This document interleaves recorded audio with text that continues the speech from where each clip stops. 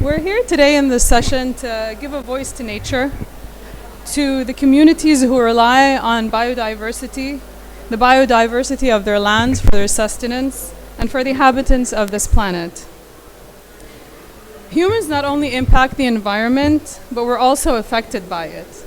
Our natural ecosystems create the physical boundaries that allow civilizations to thrive and prosper. In the earlier days, there was a symbiosis between man and land. Today, and over the past century actually, the rate of economic development has surpassed the rate of our biosphere's carrying capacity to sustain that growth. So we're no longer operating within these global planetary boundaries that we have. Under the current system, with each unit of growth, we have slowly encroached towards the limits of this finite ecosystem, away from the safe operating space. Today, science points to the fact that we are losing species at a rate 1,000 times greater than ever before in history. In an earlier session, we heard from the UN Special Envoy for the Oceans that without substantial progress at the upcoming Conference of the Parties to the Convention of Biological Diversity, the world could face the largest extinction since the dinosaurs. So systemically addressing the climate challenge and the key drivers of nature and biodiversity loss through frameworks that ensure strong governance and creates implementation approaches that address capacity building and financing requirements is fundamental to achieving the Sustainable Development Goals. We must apply more appropriate methodologies for measuring progress and human well-being.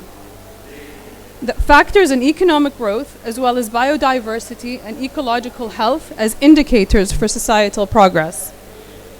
This synergistic approach will help ensure that development is not only a measure of GDP, but of overall human well-being, living in harmony with nature. So delivering on biodiversity means delivering on climate. It means delivering on the Sustainable Development Goals. And with that note, I'm pleased to pass this on to the panel for an insightful dialogue, bringing forward the obvious case for planetary repair. Thank you very much, Noura. So we're here on behalf of Eon Collective, and just to give you a quick background about who we are, we're a non-profit waqf that aims to bridge the gap on knowledge and capacity building on sustainability with a specific focus on a lens that we call planetary repair. And that lens we sort of emerged with in conversations that we had with Professor Carlos Duarte, and I think there'd be no better person to define it than our very own oceans champion, our Swiss Army knife of dealing with both nature and the climate, Professor Carlos Duarte. You're also serving as the executive director of CORDAP, which is a very important platform that emerged from the G20 efforts in Saudi Arabia to help accelerate and tackle a lot of the issues that are related to coral reef restoration. So I think that conversation around the economic value, how do you manage a pathway forward that both merits the environment but also the people at the heart of it. So Professor Carlos, maybe give us a bit of a brief about this planetary repair lens that we spoke of. Thank you, Your Royal Highness, and thank you again for the invitation to join you and also the panel that you have assembled for this conversation. So I've been thinking about this crisis in which we are placed today, that it's both climate that we are discussing here mostly, but also biodiversity, food, and it's really a planetary crisis, not just one element. And in this context, I think that the only pathway to get out of the current predicament is to make action on an environment in general then central to the economy. So the first industrial revolution started with the development of the steam engine, which released constraints on our capacity to apply energy to operate different processes, and then created machines that could replace human labor to be able to accelerate processes. The second industrial revolution electrified the process, and the third industrial revolution then included elements of electronics and computers and sensors, and there's a lot of discussion about the fourth industrial revolution.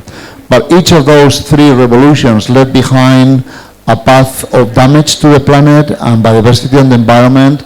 And even in our cities, we can see the ghosts of the past three industrial revolutions in the form of industrial buildings that are no longer used and deteriorated environments. So I reflect that on the fourth industrial revolution, of which there has been quite a lot of discussion, we know that the tools will be robotics, will be high connectivity, will be AI, and will also be a massive deployment of sensors. But we actually don't know what for. So what I am advocating for, and this is also coming from looking at the Saudi Green Initiative and major deployment of resources to address some of those problems in the Kingdom of Saudi Arabia, but also in the Middle East, is that acting upon the environment is an unrealized source of activating the economy and creating jobs and creating wealth. And perhaps the fourth industrial revolution is going to be about repairing our planet, about acting upon all of these triple crises, and that's going to be what creates jobs, activates the economy, generates wealth, and rather than leave a heritage of useless buildings like dinosaurs of past industrial revolutions, the heritage that the Planetary repaired as the central focus on the fourth industrial revolution is going to leave will be one of a healthy planet that can support the well-being of humans across many, many generations. So we have not, even in the Kingdom of Saudi Arabia, where the Saudi Green Initiative and the Middle East Green Initiative is making major investments in the order of hundreds of billions of euros, dollars, we have not quantified what is the benefit for the environment. So what is the return in terms of the creation of wealth, the creation of jobs, the advancements of education, and then the development of a more resilient kingdom for future generations. So that's, I hope, what we're going to discuss during this panel. Thank you. Hello? Yeah, most definitely, Professor Duarte. I think key to that is a new narrative that goes beyond what is usually heard within these halls, a call for degrowth, towards a reframing of what growth should mean. And I think central to that is keeping at the heart of it the value that is inherent to humans' well-being, and how do you ensure that they're thriving within a lot of these big projects that we are developing. So, as many of you are aware, Saudi Arabia has launched with this Vision 2030 a huge chain of different giga projects. We're very lucky here to have two of their chief environmental officers with us. I think I would love it if we can get a sense from you, Dr. Omar, on, I mean, yes, environment, it's easy to have a focus on the human or the E of the ESG, but I think core to it is this focus on the S. And it's constantly a remembrance that this is a symbiotic kind of relationship, so we're not only affecting ecosystems, but we're also affected by them. So maybe you can give us a bit of a narrative or a story about how that has emerged and sort of your approach within your own position on the human element. Okay, well, thank you so much for having me, and honestly, I'm humbled to be among such an esteemed panel. Touching on that, maybe I just give you kind of a background on what's this Giga project that we're working on, which is actually two of them. The Red Sea Development and Amala is two of the Giga projects along the Red Sea, which is targeting what we would say regenerative tourism. So on that scale, for such a project to be in that area, definitely it would have an impact on the societies and the culture around that, within that area. So I'll share with you a very interesting story that would show how responsive you should be and adaptive when you are within different societies and communities. While we are developing, and our aim into just finishing that aspects of the development phase by phase, protecting the environment, enhancing the environment, working on so many different levels of sustainability commitments, all of a sudden a situation happened due to some environmental violations here and there. They've announced kind of a ban on the marine activities in one of the areas. That has resulted that some of the boat owners, they didn't have jobs because they were mostly relying on the leisure business. So in order to adopt and be responsive right away, we addressed the situation, we designed a course for them in order to upskill their capabilities. And I would like to share with you that 2 weeks ago, we have signed on that, where we are going to absorb all those who got affected to be able to go through such an upskilling program, and then they will be hired within our organizations as boat captains and also as people who are working on logistics in the jetties. This is just one story among so many, and again, this is part of our responsibilities. And whenever they come to us saying thank you, saying we should not accept thank you from you. We are the ones who are thanking you that you are helping us to be part of this region and helping us to achieve our goals. And I'm sure throughout the discussion, we will share how we have worked that in a systematic way, how we worked on our vision, our mission, and focusing on that pillar of sustainability and what are the different programs that we have established as well. Dr. Omar. Maybe I'll jump to you, Gary. I think one theme that we've heard throughout, so just a bit of a background. Gary serves as both the CEO and president of the Center of Large Landscape Conservation. Comes from a background in ecology, as a wildlife veterinarian, the list can go on and on.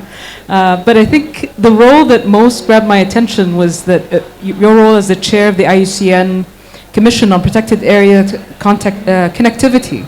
And if you allow me, maybe a quick space for my own personal story, Dr. Omar. Noura and I both recently came back from a trip prior to the UNGA in Costa Rica to one of the most ecologically diverse regions of Costa Rica, it's the Asa Peninsula. And what we saw in that process, as we were talking to some of our friends there, is that there were these severed highways for some of the monkeys that were turned into monocultural plantations of certain types of trees, where within that process, as we were issuing these carbon credits, as we're solving for some of those, climate-related issues, we're severing highways for certain types of monkeys that could no longer go from one pocket of a primary forest to the other. Chief among that is, well, a simple fact that they used to rely on their tails to move between certain types of trees. So the types of trees that were planted did not allow for that monkey to traverse, not because it's because they could not reach from one side or the other. That's my own personal tale. I'm sure from your side, Dr. Gary, there are plenty more, and I think, what is the importance of connectivity, and why should we choose a pathway that does not oversimplify a complex situation, but actually embrace it and see it as an opportunity for creating the right kind of change? So I'm talking about the importance of connectivity. So we'd love it if you could shed a bit of a light on the importance of connectivity to conservation. Absolutely. So I did prepare a short presentation just to lay the groundwork, because when people talk about connectivity, they think about their cell phone coverage. And I wanted to explain a little bit more from. So if you can start the slides.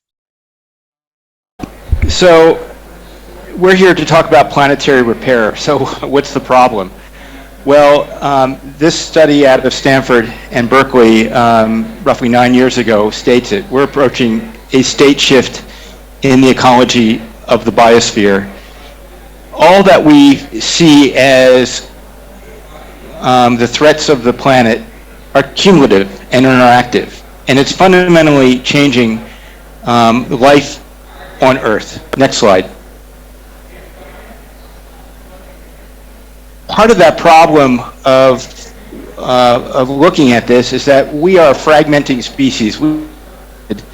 The conversation around conservation.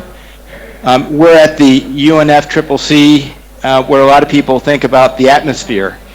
And next month in Montreal will be the Convention on Biological Diversity. where they'll talk about the biosphere. And it's as if these two different approaches to planetary repair are not interconnected, and they are. The world is suffering from fragmentation. Next slide. In fact, more than 50% of the planet is fragmented, and in 2022 were unprecedented levels of land clearing and fragmentation from the Amazon to Africa to Australia. No major biome was really immune. In fact, it's an epidemic of fragmentation around the world. Next slide. And the epidemic we have right now, you could say, was caused by fragmentation in Southeast Asia. Next slide. The problem is that climate change exacerbates fragmentation. Life is an interactive process that relates to movement, and movement is related to the ecology and environmental conditions. When we fragment the planet, when we disrupt ecological processes, we disrupt how species survive, which affects how we survive on this planet. Next slide. One of the primary fragmenting forces in all the world are roads, rails, linear infrastructure. They're the first fragmenting force that goes in first. Every road and rail that you know now in the next 25 years will double on the planet. And in Asia alone and Africa, that will 2/3 of that new infrastructure will be in new footprint areas. So as we recover from COVID, let's not create the conditions for another COVID as we build back better. Next slide. What has emerged in the last 30 years, and based on 70 years of science, is connectivity conservation, which bridges the climate and biodiversity agendas. It brings these two agendas together. And ecological connectivity is defined by the conventional migratory species as the unimpeded movement of species and the flow of natural processes that sustain life on Earth. Next slide. You can think of it as the circulatory system of nature. While parks and protected areas have become the organs of nature, the heart and lungs, we've done a poor job of protecting the circulatory system of nature. Next slide. Connectivity conservation is simple. It's not rocket science. In fact, it's a mixture of social science and ecological science. We don't want any fragmentation, because fragmentation diminishes the resilience of nature. Where there is connection, we want to maintain that connection. Where there is no connection, we want to mitigate that fragmentation. And in the end, we want to have, if we want to build highways for people, we want to have wildways for nature. This is the classic model of ecological corridors connecting protected areas, creating ecological networks. Next slide.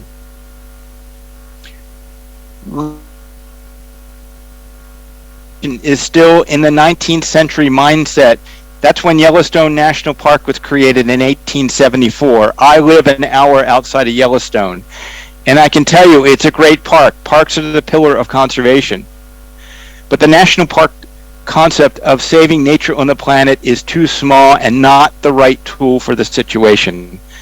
In the 20th century, ecologists thought about ecosystem conservation, expanding the polygon to protect the ecological processes that support nature. But really now in the 21st century, we're in the period of process conservation, saving those ecological processes that maintain the biosphere.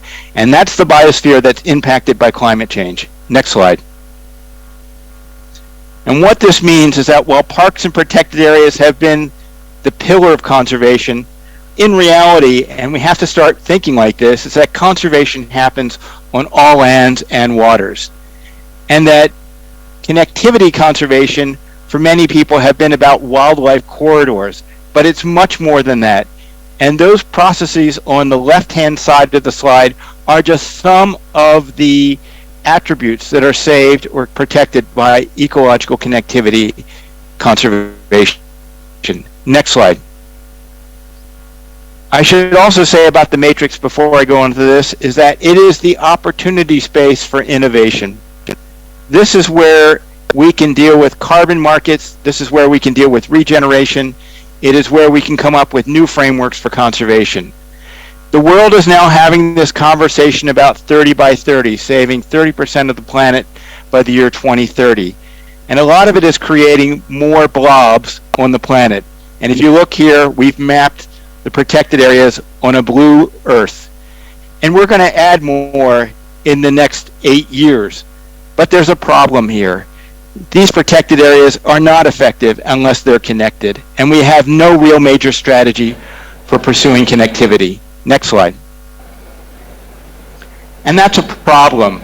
Here in central India, where half the world's tigers are, we can protect those small protected areas that house the tigers, but tigers have to move between these protected areas to maintain their species.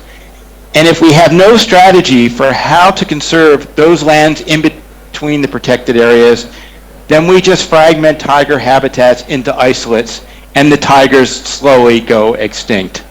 And at the same time, those lands start to become depauperate, becoming less valuable for human resource development. Next slide. As was said earlier, I am chair of IUCN's Connectivity Conservation Specialist Group. We're 1,300 conservation scientists and practitioners in 135 nations around the world. We are trying to build a body of practice, a consistent body of practice with measurable targets to help with this emerging conservation approach. 2 years ago, we just launched the first international guidelines for IUCN on ecological connectivity through corridors and ecological networks. It was a 4-year process with 30 countries involved and 16 authors. Next slide. And what that has done is that in the past 2 years, connectivity policy has advanced in all major United Nations and international fora, from the United Nations General Assembly, having a unanimous resolution about connectivity where nature knows no borders, to being a plank of the global land outlook of the UN decade for ecosystem restoration, and being a pillar of the next strategic plan of the Convention of Migratory Species. Next slide. But as the world creates policy, nations are going forward, certainly with Costa Rica, Bhutan, Tanzania, Kenya, and Canada. And the United States has a bill that's passed in the House, and hopefully will be passed in the Senate, focusing on national policies to protect connectivity. Next slide. Because connectivity means that you have to talk to people, you have to work across jurisdictions, across cultures, across fences. People have to work differently. And in India, where there's a very competitive NGO world, you have organizations that are competing for resources now having to work together to save the fragments of their landscape. And this is just a new way of working in this fragmented world. Next slide. And when I talked about roads before, we have to rethink our civil engineering, how it fits with the ecology of the region, how we can work with biodiversity so that we ourselves can maintain the transport systems that maintain our economies and livelihoods. And there's a whole new wave of linear infrastructure building that really incorporates ecological thinking, from the materials that are low carbon to how they fit on the landscape. Next slide. And this connectivity thinking is already influencing those who are working on restoration. We have to go to restoration at scale. Small scale restoration requires big scale action. And while the Great Green Wall is often debatable of its effectiveness, it's still the greatest idea with regards to large scale restoration. You can connect restoration efforts along at a continental scale. And if you really can think about it, the Great Green Wall is low-tech NEOM. Next slide. Why do we have to have connectivity? It's more than just getting species and vegetation to move from A to B and changing climate conditions. It's about building the buffering capacity, the resilience capacity of nature. I've just come back from Australia, where the whole operating space for life has changed completely. We're seeing more big extremes, big floods, big fires, big hot weather. And this is not the exception, it is the norm. And the only way to buffer the livelihoods on a very dry continent is to have connected, functional ecology. And Australia is working very hard with its Great Eastern Ranges effort to protect the watershed system of all of Eastern Australia, where most of Australians live in this climate changing world. Next slide. So this idea of connectivity is also taking root in other spots in the world at large scale. In the eastern United States, we have something called the Appalachian Trail. It's 100 years old. We've been asked to design the second 100-year future for the Appalachian Trail, and now that's including the landscape that is embedded by the trail. And that landscape serves 120 million people for the watershed. We want to keep the Smoky Mountains smoky. We want to maintain this integrity of this landscape by dealing with the fragmentation, because all those people live in this landscape, and how can we live together and create a climate corridor that serves people now and into the future. Next slide. These large-scale efforts are not unique. There are thousands of them around the world. They are growing with both from bottom-up processes and from top-down approaches. But they are all happening because the world is trying to respond at scale to the impacts of climate and to saving biodiversity at the scale nature functions. Just in North America, there are 453 large-scale efforts. And what we found out is they all had one thing in common. They didn't talk to each other. And many of these landscape efforts are just independent experiments happening around the world without a learning network, without peer-to-peer exchange. And we're trying to accelerate that conversation between these efforts. Next slide. So the world in the future is that if connectivity has to happen, it has to happen between people to make a difference. You have to build networks. And networks are key to solving conservation at scale, to solving the climate crisis, to solving the biodiversity crisis together. Next slide. So if we want to repair the planet and save the planet, we have to do so by connecting one large landscape and one large seascape at a time. Thank you for allowing me to speak. Thank you to the Kingdom of Saudi Arabia for inviting me to this great session. Thank you very much, Dr. Gary. So maybe we'll give you a bit of an update on our own report card, let's say, in Saudi Arabia. We've chosen to be a bit ahead of the game, right? While the world is waiting for COP15 in Montreal to commit to 30 by 30, we've already done so. And it'll be really interesting to see in one zone in the kingdom that has decided to go even above and beyond that goal and target in terms of proportionality, at least, in Neom, where the decision was made very early on that develop the 5%, protect the 95%. We would love to hear a bit more about that from Professor Richard Bush, who is the Chief Environmental Officer at Neom. Professor Bush.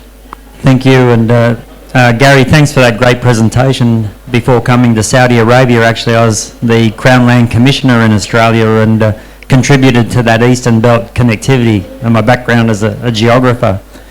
But Saudi Arabia is also a remarkable geography. It's been a crossroad, obviously, for human civilization for eons, not aeons, for eons. And it's also a great location, as you know, for some of the great migrations, particularly the bird migration from Russia and China through to Africa. The NEOM project is literally 20 kilometres from where we sit. It's one of the giga projects where the ambition by the kingdom is to build a futuristic city that'll provide livability and sustainability for 9 million people. But the truly transformational commitment here is to build that on the footprint of a conventional city currently in the world of about 2%. So the area will be about the same population as London, but instead of taking away or providing all of that disruption to nature, we're actually going to do that on a 2% footprint. which completely changes the way we think, design, build, operate, and live as a society. So it's hugely challenging, hugely exciting.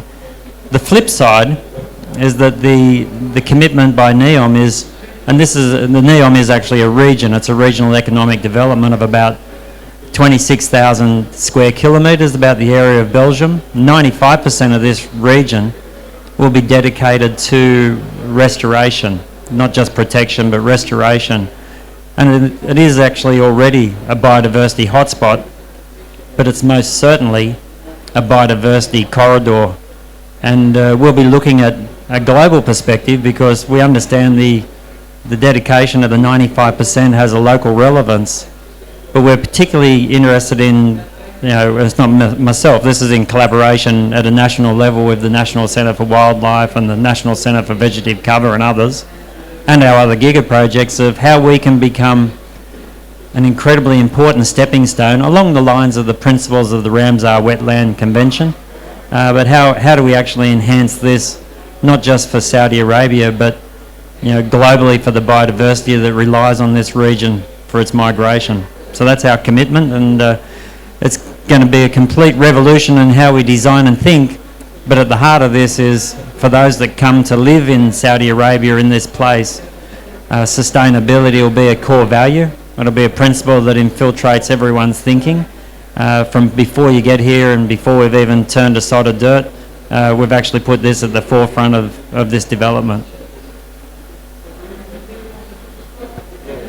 Bush. So we've heard a bit about the lens through which we're looking at all of this conversation from Professor Duarte and from two of our champion projects in the Kingdom with the Red Sea Development Company and NEOM on how they're approaching both the human element but also the environmental. And from Dr. Gary on the importance of connectivity. What we have not heard about, and I look at you, Julio, just a bit of a background on Julio. He's not only a dear friend of Noura and myself, but is also known as the Carbon Wrangler and also serves as the chief scientist of Carbon Direct. So Julio, from your perspective, I mean, and a lot of others, I think, for us to truly unlock the value of this, we need to unlock finance to drive all of this change, but also we need to have accountability and a way of measuring what we're doing within a certain landscape. Give us a bit of your thoughts on how that is being done and what Carbon Direct is doing in that regard. My pleasure. Let me start by saying Salam Alaikum. It's a great pleasure to be here. Thank you so much, Your Highnesses, for inviting me and establishing this extraordinary panel of experts for this discussion. I work at a company now called Carbon Direct. We provide end-to-end carbon management services, including buying and providing CO2 credits to voluntary buyers, including direct reduction of CO2 from the air and oceans, including facilitating projects which will keep CO2 from the air and oceans, including investing in companies that provide new novel technologies into this space. We're all about solutions, and we're here because this is an interesting and important solution space. It turns out that engineers and conservationists don't work for hugs. They like to get paid. And if they like to get paid and you need capital and you build things, then in fact finance becomes an important dimension of the world. I have learned that financiers are actually very reasonable people, but they have a very simple question behind their request. You say, I would like some money. They would say, I'd like to give you some money. I have only one question. How do I get it back? And if you can give them a concrete answer to that, then in fact you can do something marvelous together. And we're beginning to see that now happening. At the core of that is a couple of things transactionally that are important. The first and most important of these is what we would call monitoring and verification and reporting, or MRV. It turns out that if you're providing an ecosystem service, you have to validate that, because otherwise the financier is like, well, I'm not getting the thing I paid for. So that verification is at the heart of it. Happily, we're getting better at this. The technology is improving, a combination of things like artificial intelligence, remote sensing, machine learning.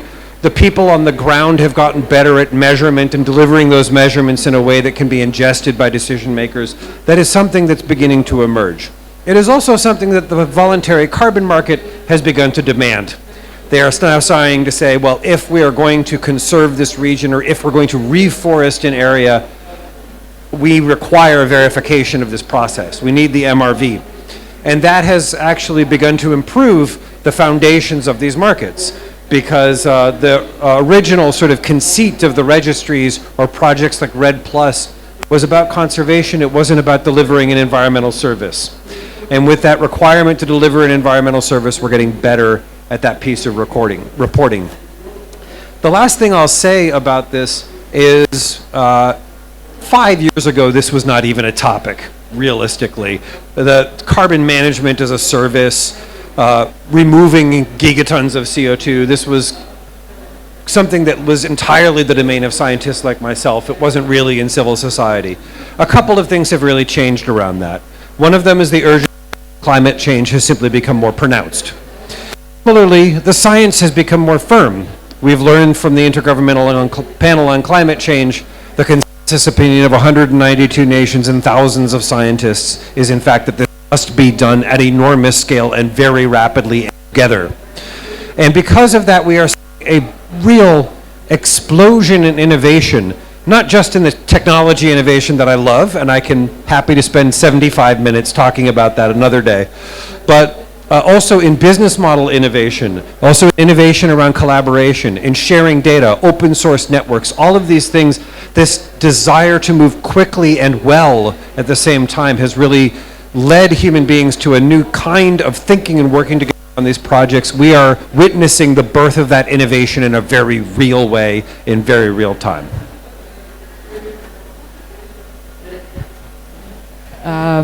So maybe to pick up on where, and I'll dig in a bit deeper into that notion that you had, because I mean, not to take 75 minutes to talk about it, but I think a big part of sort of dealing with biodiversity loss is to give the ecosystems room to deliver that service, right? So not over pressurizing it, maybe in some locations that are more opportune, but in others, how do you see the role of other kind of technology sort of supporting us? Sure, so let me give you two very different end member technologies. Mangroves, direct air capture, okay? Mangroves are an example of something where we are losing mangroves. We know that they provide adaptation services, that they help communities around the world. And in fact, we have begun to see these things now move into the carbon markets in various ways. This is proving to be problematic for the carbon markets. Carbon validation is very hard. Many projects are announced but poorly managed. And so the mangrove projects are not necessarily done well. I'm not hating on mangroves, quite the opposite. We need lots of them. We need many more of them. They're wonderful things. But they are a poor vehicle for carbon markets, in part because the validation is hard and the land requirements and human capital requirements are enormous. Other end of the spectrum, direct air capture units. There is now a device in Iceland. It captures 4,000 tons of CO2 a year. It's a small number. That is 3 seconds of global emissions, so don't get your hopes up quite yet. However, it does so with the footprint 1,000 times smaller than a forest. It does the work of 200,000 trees with a footprint 1,000 times smaller. They are broken ground on the next project that will do 40,000 tons, which is 10 times larger. It does the work of 2 million trees with 1/1000th of the land. The next project behind it is 500,000 tons a year. That does the work of 25 million trees with 1/1000th of the footprint. The next project behind that has also been announced, Project Bison. Project Bison in Wyoming will do the work of 5 million tons of CO2 a year. That is the work of 250 million trees. And the reason I mention this is because we like trees a lot. We want the forest to do what forests do. We want the land to do what land does. We don't have to force this additional ecological service into them. Quite the opposite.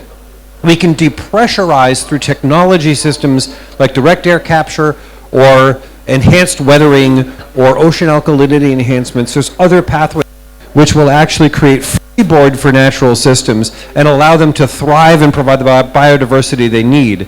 If they provide additional carbon services, great, I want it all. But we don't have to ask them to carry that burden. It's unreasonable. question would be for Professor Duarte. I know you've done a lot of work on... Oh, Nora, go ahead. Okay, so we're wondering really about the value that's innate to sort of blue carbon, and I know that this is an emerging topic that you've done a lot of work on, Professor Duarte. I think, how do you see the future projections of properly quantifying, but also these additionalities that go beyond the carbon value? I think something that we forget in a lot of our calculus is that it tends to be linear and one-sided as opposed to all-encompassing. Yeah, so my view on this is actually embedded within the circular carbon economy, which is the framework that the Kingdom of Saudi Arabia has offered initially to the G20, but then to the world to manage carbon. So we shouldn't be competing about technologies. We actually need them all, and we need them at the largest possible scale. And so carbon management is very important. In fact, Saudi Aramco established a carbon management program in 2005. So, but probably the first industry-led carbon management program. And I would like to think more broadly, because we're not discussing only repairing the climate system, but also recovering our biodiversity that supports our livelihoods, and also being able to generate food security for our people. That's something that we cannot do just by technology. We need to also rebuild nature. So when we look at options like blue carbon, I've been talking for the last 10 days in this, I think by now this is my 90th event, about the importance to avoid carbon-centric approaches to blue carbon, for instance. So blue carbon is not just carbon. When you repair a mangrove, when you repair a seagrass, then you're also repairing other processes. You are nurturing biodiversity, you are creating resilience, not only in nature, but also in the people that depend on nature. And you're also creating also adaptive capacity, protecting our shorelines. The largest mangrove restoration project thus far had nothing to do with climate action. It was on the Mekong River Delta, where the US Air Force destroyed 2,500 square kilometers of mangrove during the US war. The Vietnamese don't call it, obviously, the Vietnam War. They call it the US war. And that was destroyed with a combination of napalm and also herbicides. So because the Vietnamese people were very aware of the importance of the mangrove for food security, not for climate or anything else, they took it upon themselves to restore the mangrove. So they restore 2,300 square kilometers of mangrove in 1 decade, starting in 1972. Today, that still remains the largest ecosystem restoration effort humans have undertaken, and I've actually been working there myself in the late 1990s and early 2000s, and if I wasn't a trained ecologist, I would have thought that this was a pristine mangrove forest, but it's a restored one. So later on, when blue carbon became also an element of climate action, I encouraged my colleagues in Vietnam to go and look how much carbon this mangrove had sequestered after 30 years following restoration. And they published that about 5 years ago, and the estimate is that this mangrove, which was never planted for climate benefits, had actually sequestered in 20 years after the restoration was completed, the equivalent to 5 years of national emissions of Vietnam. So this technology, which is called photosynthesis, is actually a well-proven technology with 3,500 million years of track record, and we can use it reliably, not to only sequester carbon. I wonder who has verified the 3,500 million years of operation of photosynthesis, but also to produce food security and produce adaptation capabilities and coastal protection. So we need to repair all, but Julio mentioned the importance of finances. So we're actually working on a new financing model, which is biodiversity positive economies, where it actually makes sense to invest in repairing nature, because nature is becoming the next real estate, and the returns of investment are going to exceed those of real estate. Professor Duarte. And maybe this is a question then for both Rich and Dr. Gary. Whoever wants to jump in, please feel free. I mean, to reflect on both the points that Professor Duarte and that Julio made, I think what for me seems to emerge is that there's a lot of value with the introduction of nature, but we have to know what we're introducing, where we're introducing, and how long would it take to actually be benefiting from that value. It would be interesting to get a bit of an insight from both of your positions on how you're approaching this topic. For one, the huge undertaking that you guys are doing in NEOM, where you're not starting from a good baseline. You're essentially going to rebuild what an ecology looked like within a certain threshold. And if we're thinking about certain introductions of animals, you need to be building a huge undertaking of regreening or bringing back the ecosystem to a level that could provide all of those services. So it would be interesting to get a sense from your side on what is needed, but also from your side, Dr. Gary, on the value of connectivity, because connectivity sometimes is not always positive as well.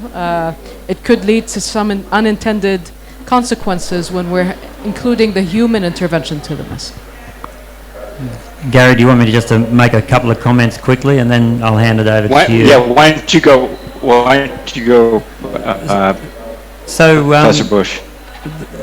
The real question here, I think the answer, the first part of my answer is that you have to actually commit at the managerial. There is a commitment and a mandate at the managerial level.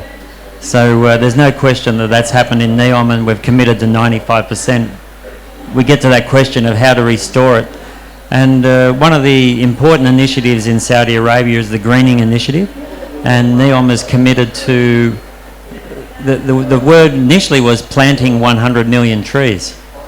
But in our area of 26,000 square kilometres.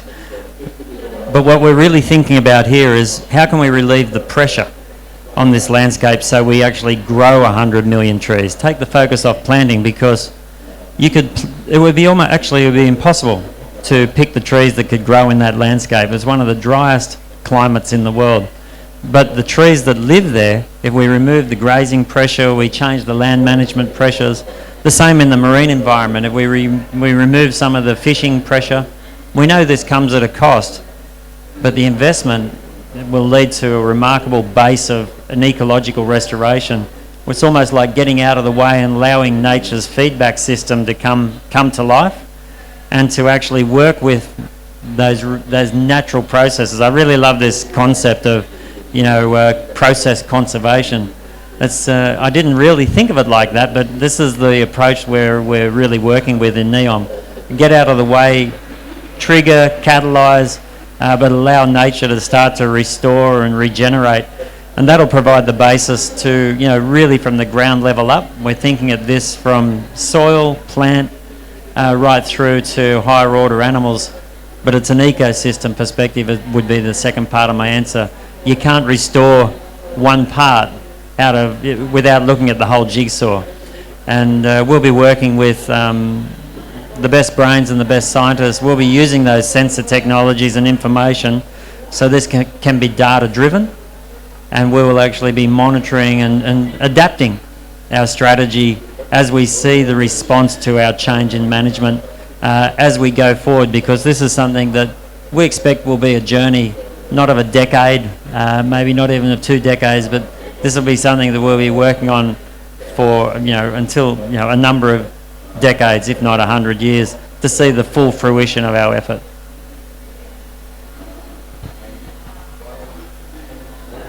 Dr. Gary? Let me just say that, first of all, this is a problem of the first problem of connectivity is not being connected. But can you hear me well? I feel I'm a bit muted. If you could confirm that I'm not coming in. We hear you well. We hear you well. Okay. So look, this panel is exactly the debate that's going on. The technology versus the nature. And it's not versus. They have to happen at the same time. Because now, how people are being affected by the current conditions And there's that hopeful time in the future that the technology dioxide and its deleterious impacts on the planet.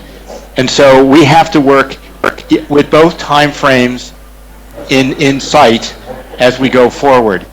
Now, with regards to connectivity, whether there are downsides or not, there's now been numerous, since the 1990s, the amount of publications, I can't even keep up, because connectivity is in the aquatic realm, in the marine realm, in the stratosphere realm, and also in the terrestrial realm, is all showing that connectivity is a positive for conservation. There are two elements that, whether it could be a conduit for disease, that is, if generally those kind of situations is that you fragmented a system and created susceptibles, and then you reconnected them, and then you created the diseases that were perpetuated in isolation and now reconnected around the world. And that is, yes, that can be a problem, but that is such a minor problem for all the benefits that come with connectivity conservation. The real issue here is that we have to figure out how to be smart to work at large scale.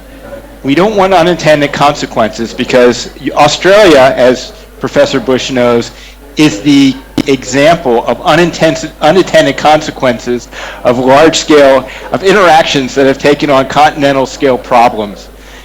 We certainly don't want to have that in this world.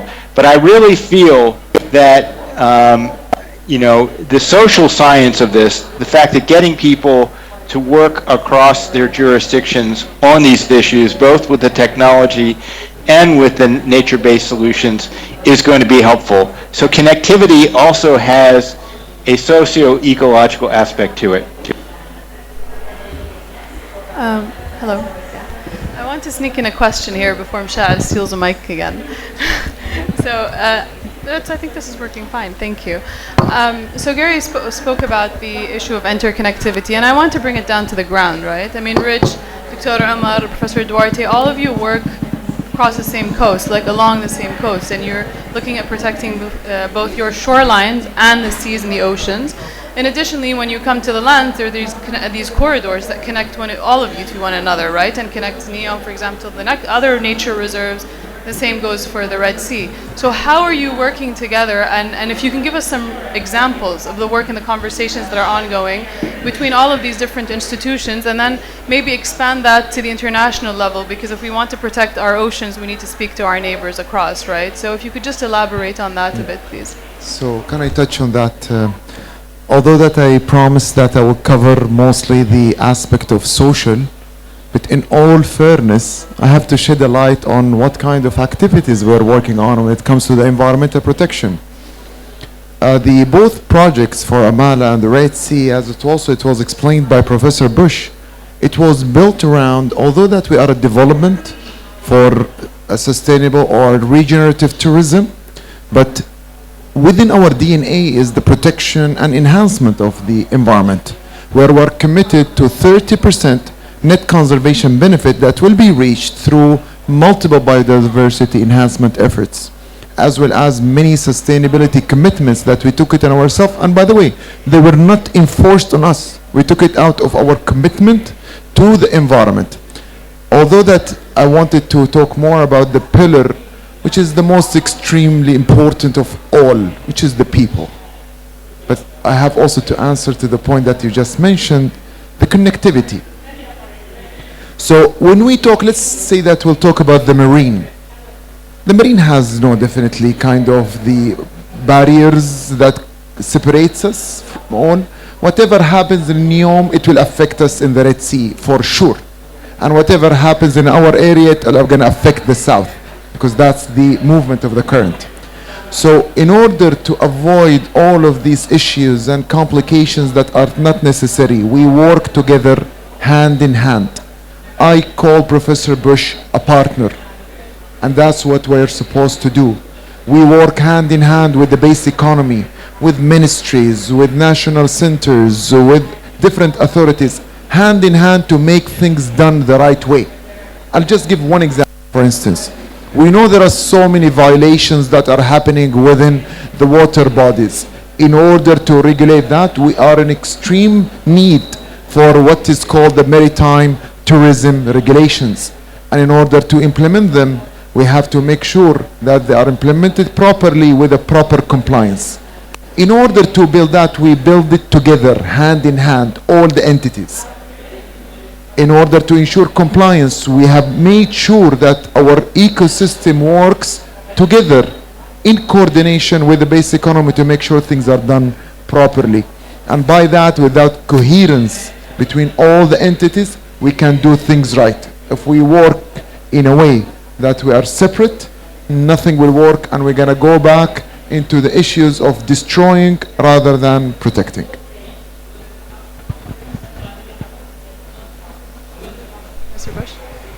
I think that was, Dr. Omar has made a very good, clear statement of exactly how we're working. And I would only add to this that, as with the Red Sea, NEOM and other organisations, Saudi Arabia is very much an active part of the international community in so many direct ways. CORDAP, that the Professor Duarte leads, actually is very much an international initiative, and the Giga projects are part of that. The Saudi Kingdom is very much at the centre of that.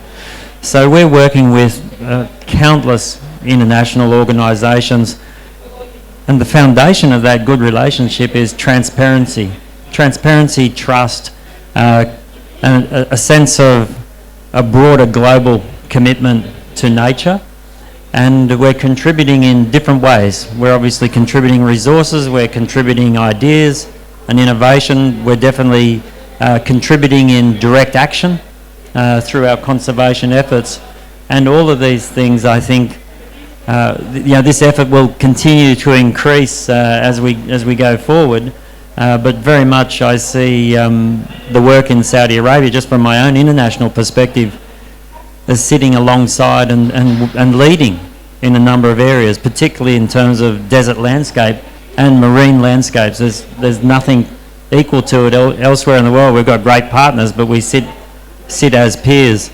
But in policy and protection and practice, I see this as something that'll continue, and there's so much we can contribute. Also from education. I haven't mentioned it here, but we have some amazing universities. KAUST is a good example. NEOM is actually developing a university. We have a number of national universities that the Giga projects will partner with, provide opportunity for our students and our researchers, and will also act as that conduit of innovation, ideas, culture and exchange that'll be important globally. So this is, I hope it's answered, added a little bit to the answer that's been given. If you would excuse me, because I would really feel guilty if I don't touch on the people.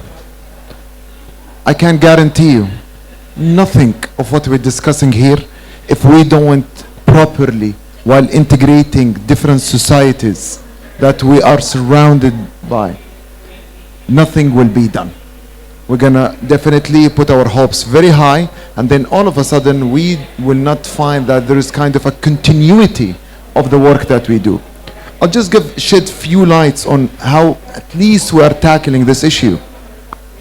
We were just between two schools. Some say the local communities, they are still getting into that. How do you want to put them at a level they will start to understand what is the meaning of coral fragmentation? What does it mean of the floating coral nurseries? What does it mean for carbon capturing by the mangrove? And with all the respect, none of these excuses should be valid. What should be done is we should be committed into working hand in hand. We tailor things based on their need. We don't just enforce things on them. And that's what we're doing. We're finding exactly through the different surveys, through the different assessments, what exactly the local communities they need and what would be based on their abilities to get incorporated in the different aspects of work.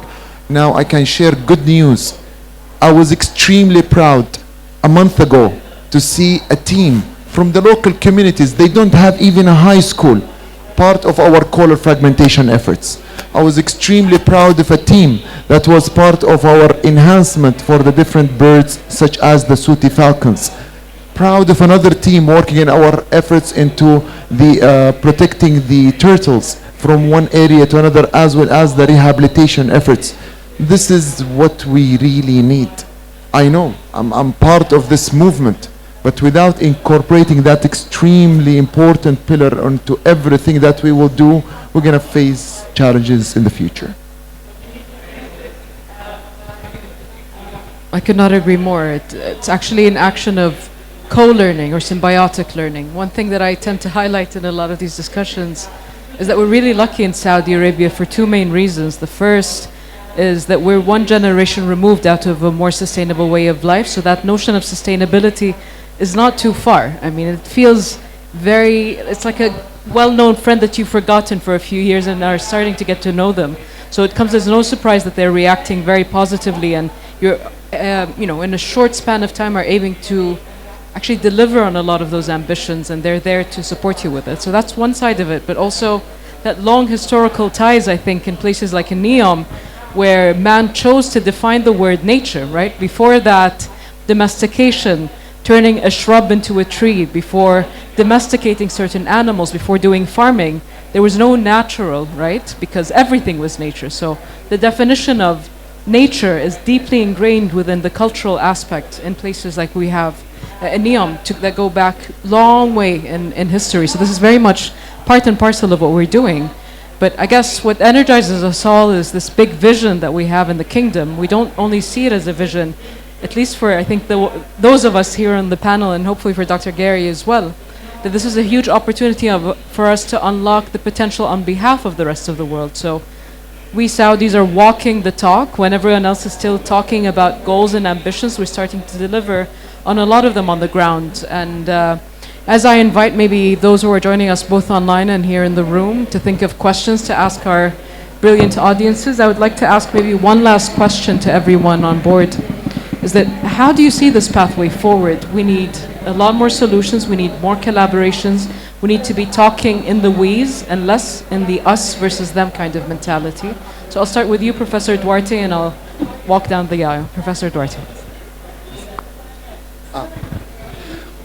Thank you. So I already included my answer in my previous statement. I think what we need to do is to generate a new economy that is built around repairing the planet and provides wealth, jobs, and well-being for everyone. So that's what we need to do. I'm going to borrow what I said in the previous panel, because to me, this is the way forward. We have to be adaptive. We have to be responsive. Let's not get lost into too much planning. Let's talk, more action. I think from my perspective, we need to move beyond our own prejudices and small-minded thinking. It's very hard to actually lift yourself forward and be brave enough to take on a different type of future and experience. So I'd be calling on as much courage and aspiration as we can possibly muster. I would add one word to courage and ambition, and these sense, I would add generosity. This is an effort born of generosity necessarily, in which not only are we being, the whole idea of ecosystem restoration, of conservation at this scale, but also the commitment of nations like the Kingdom and others to say, no, we're going to give to other nations, we're going to lead by learning, we're going to develop human capital, we're going to create a source where human capital can train and bring that to the rest of the world. It's a spirit of generosity. It's akin to the Marshall Plan and its thinking, in which financial resources, intellectual resources, human resources are marshaled to this larger task that is underlain by generosity. And I think we need to cultivate that generosity as firmly and as deeply as we cultivate the other things we do. Thank you. I'd like to move back to the granular a little bit, maybe for Dr. Or Rubio. can I say something? Oh, of course. Yeah, sorry. I think it's that the Kingdom of Saudi Arabia has to toot its own horn. You can't be quiet leaders. in order to be a leader, you have to like state what your ambitions are and your successes, and that's how you lead. And I feel like in all these global conversations, it's Tonga, it's Costa Rica, it's Bhutan, it's Canada, it's France. They're the ones who are speaking the loudest. We need other voices. We need other leadership. I think if we are trying to reconcile the climate and biodiversity agendas, which equates to climate resilience, I feel that the Kingdom of Saudi Arabia is poised to be the leader, and I really would encourage you to step forward into the limelight, because the world needs your shining example at this time. Thank you.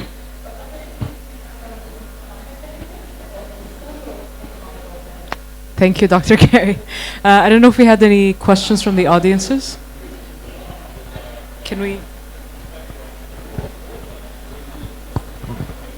Thank you, everyone, for the amazing insights. I think one of the things that Dr. Gary said that really resonated with me is the fragmentation in the way that we've done our urban planning.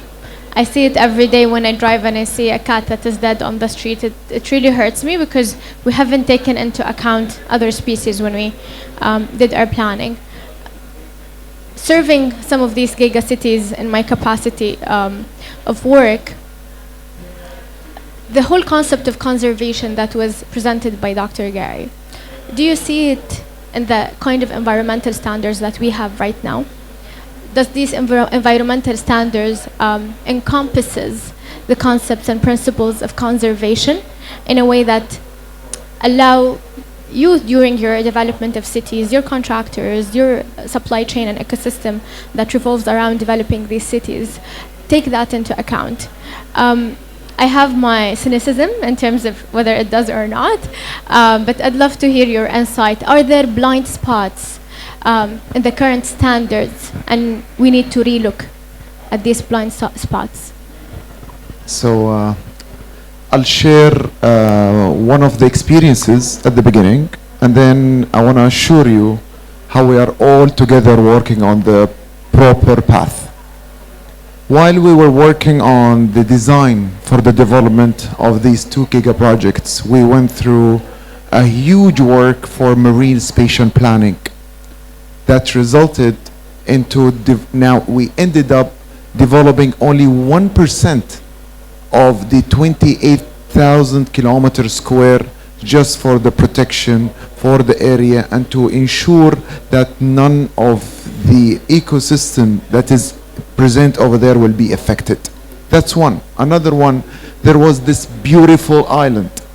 Every single one, his eye was on it for it to be developed. And we took it on ourselves to remove it entirely from the plan because there were turtles over there. So these are few of the examples to tell you how are the spirits that we are working with.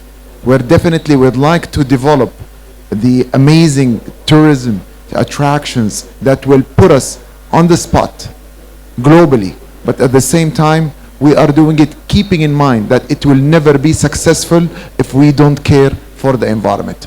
You mentioned the conservation. We are even beyond that. Now we are in the concept of regenerative, which is we are working on enhancement. We are not going to only protect and preserve, and this is a commitment that we all took it on ourselves. Talking about the standards, the regulations, the policies and everything. This is the multiple layers that we have created. I want to assure you that the base economy by all the ministries within the kingdom and all the authorities and all the national centers, they have elevated their status to an incredible level. But you know what?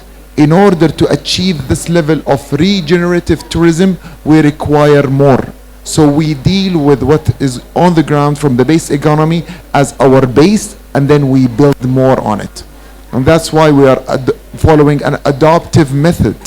So if we would like to do any activity on the ground, we look on what are the requirements to update our regulations, our policies, our procedures and standards, and all of that to ensure that we are reaching to a world-leading regulatory framework that we all hope to be in. I have 2 things I can add to this. One is that I get a lot of questions from folks working in urban ecology, So I don't know if you all know that in Los Angeles, they just approved, I think it's $56 million for a wildlife crossing project across the 405 highway, the major highway in Los Angeles, for a cougar to get from one part of the coastal mountains near the Getty Art Museum. The price tag aside, what they're trying to send is a message that these kind of crossing structures are art. They're landscape art. You can have nature improvements or mitigations within the urban context. They don't have to be a pain. You can think of them as art. It's what gives value to a city. Singapore just created a wildlife crossing structure in the heart of Singapore. So when I look at these kind of questions about context, I work with a lot of people doing environmental impact assessments, and they say our biggest problem is that these efforts are focused on project level. We need our focus to work at the landscape level, because when we work at the landscape level, we understand the context of how people, place, and species interact. And besides that, we're just looking at a bit of the elephant if we're just looking at a small portion of the scale of these efforts. And that's the problem. We really do have to have a more comprehensive assessment. And otherwise, I want to get rid of your cynicism. I think the world is changing. Will we change fast enough? It's up to us.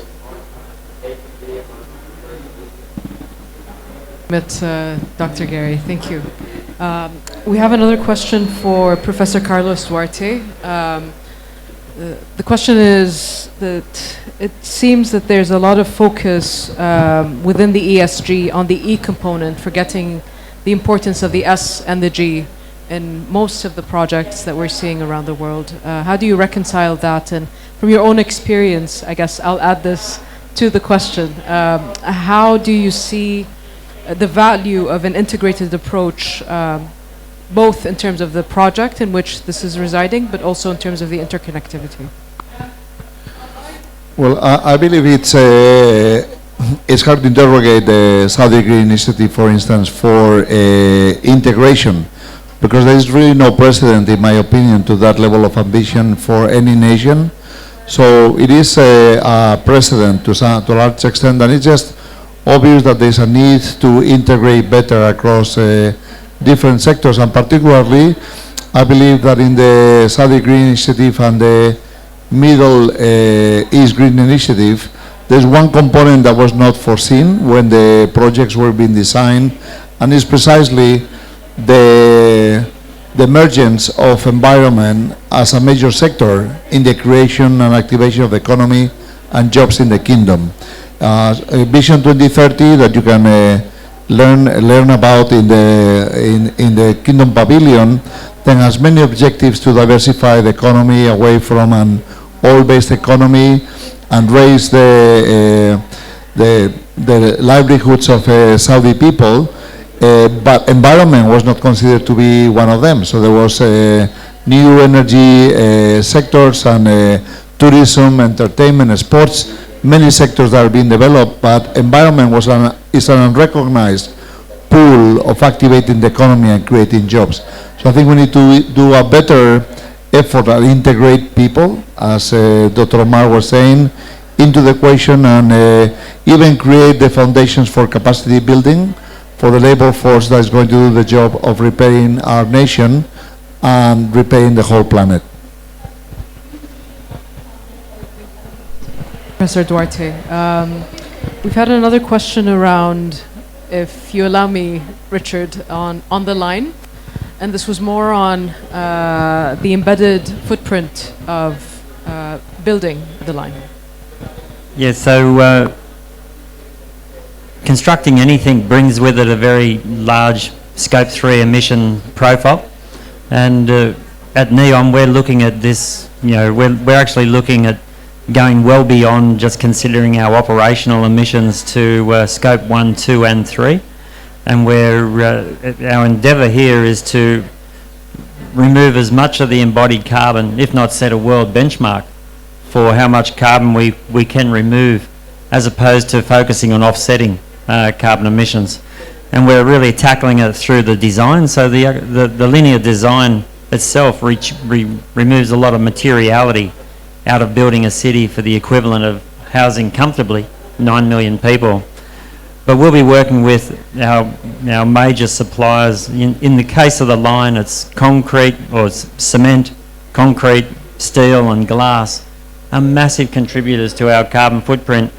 But because of the scale of the project, because of our commitment to to be a world leader, when we benchmark ourselves against world-leading benchmarks, such as the World Green Building Association type benchmarks, we'll actually use our procurement power to draw the industry, basically act as a demand-driven transformation of those supply chains, and give the certainty to those sectors to invest in a way that will reduce their carbon emissions. This is what we aim to do, and we're going to be very transparent. We actually will be reporting annually our greenhouse gas emissions. This will be an absolute integral part of our ESG reporting.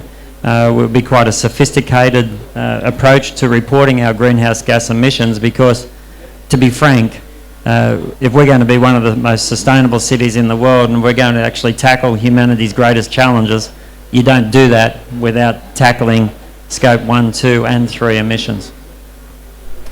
Thank you.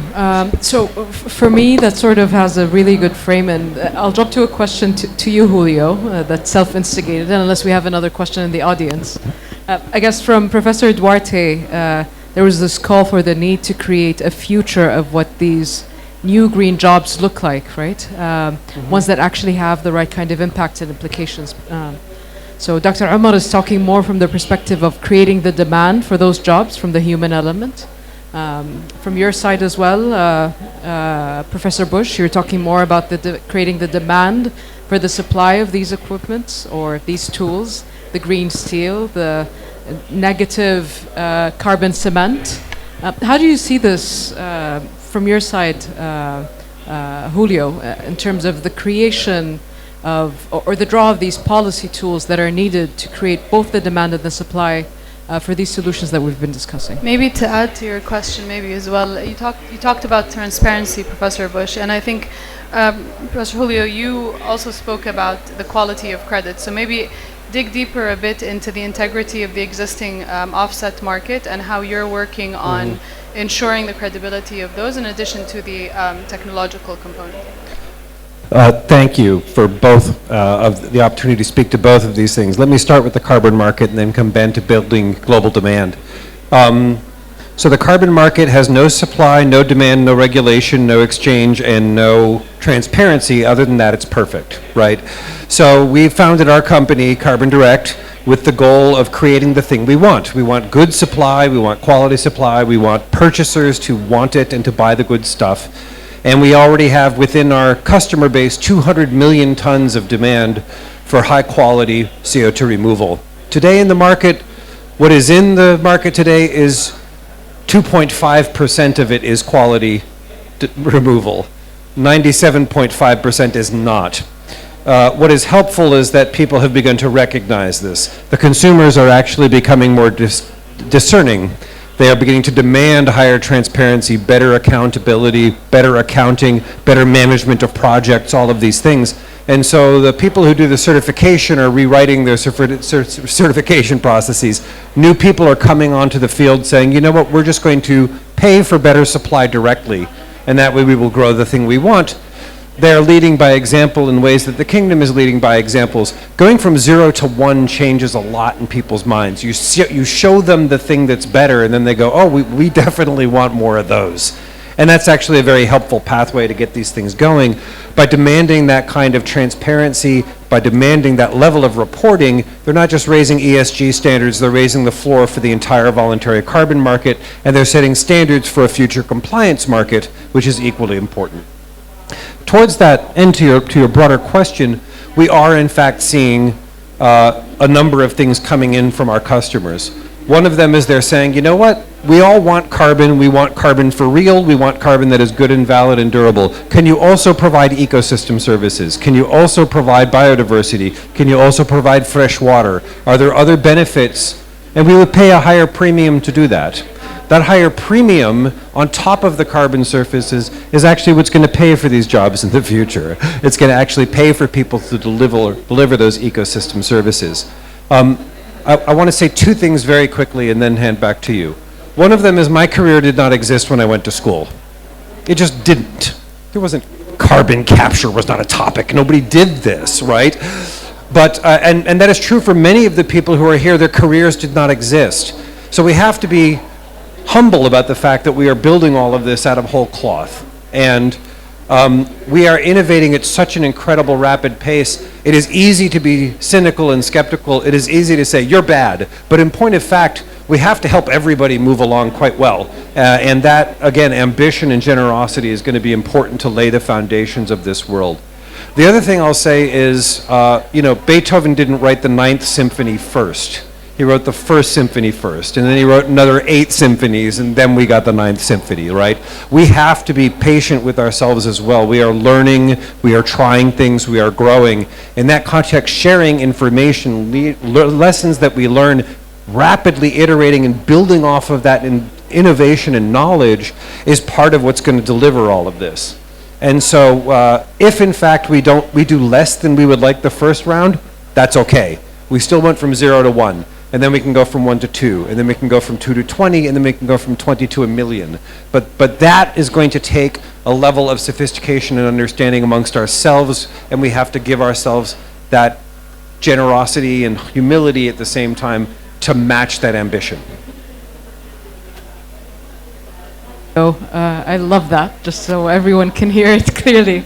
I think to me that leverages the strength of stories that are actually uplifting and empowering the individuals to actually deliver where we need to be getting to, because we need to get there and we need to get there fast, and the more that we spend time quarreling with who's right, which approach is right, is going to be extremely counterproductive, and the more that we could build towards that end goal in unison, the stronger we are collectively. So I'd love to hear each of your messages as final messages to our audiences. What's the key takeaway here? How can we get there faster?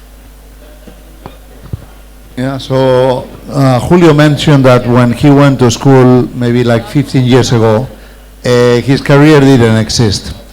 And yet, so if we look forward, the way climate science is being done is that we project current behaviors over the next 30, 50, 7, 80 years as if nothing is going to change. So I believe this leads to a very negative prospect, and we need to understand that the world changes a lot faster than we are acknowledged in those models, and therefore that if we catalyze this change in the direction that we ought to, I believe that the pessimistic outlooks that we might not even meet the 1.5 degree goal might prove wrong, because I think we are in an acceleration path, and this is going to take an exponential drive up to meet our goals. Since we're talking about experience and years in the field, 25 years ago, I chose environmental engineering. And as you've heard also from Dr. Carlos, I was alone, talking about the environment, on what we need to protect, while there wasn't that much of emphasis on the environment at that time. Look where we are. Honestly speaking, I'm extremely proud on what we have done through this short period of time and where we are. And Gary, I promise you, very soon you'll hear very loud voices coming from Saudi representing all of us when it comes to the environment and its protection. But when you mentioned how can we move there fast, I would like to change that, because the environment will not excuse us if we would make mistakes through moving fast, and I would change to we should move wiser into reaching our goals. And I can assure you Saudi Arabia is moving in a very wise way, and our voice is being heard definitely all over. Thank you. Gary, to you?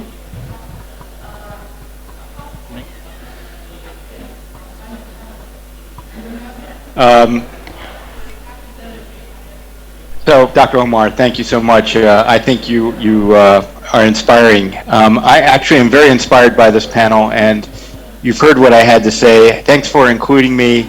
I hope that Julio lives a long and prosperous life, because if things have changed this much in terms of his life, just what's going to imagine is going to change in the rest of his life. So thank you all.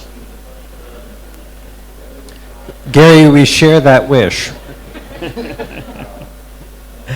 I'd just like to end by saying we sometimes place too much emphasis on if it's a good cop, bad cop, what's going on in the world, but to be honest, I'm incredibly optimistic about where we sit now, because almost everyone in our communities across the globe is almost a self-confessed climate expert. I mean, there's so many people that know about climate. This was not the case 10 years ago, even 5 years ago. So we have a whole broad international community that knows about climate change. We've got an engaged politician or a political set, and we've got a business community that now sees this as serious business. So for me personally, I'm just incredibly optimistic. So in the future, there's going to be a job description that does not exist today that will be ecosystem steward. There will be a job in the future which is marine shepherd. These jobs are coming our way. And what I would actually encourage people to do is remember that what we have done so far has just been the first booster rocket stage. That's it. We have to actually drop that booster rocket and blow into the next one, actually. We have to build on our success, but in a completely new and unprecedented way. We cannot be shackled to poor ideas and poor processes. And in that context, I wake up every morning extremely excited and enthusiastic about the world we are all making together. And I cannot think of a better team of people to do it with than Aon Collective and the team of people here. Thank you so much. Thank you very much. Thank you all to our panelists. And I think with that note, we were here to make a case for planetary repair, but we're also making the case for being optimistic and for perseverance. And I think if we want to move forward, there's really no space for cynicism. There's space for continuity, hard work, consistency.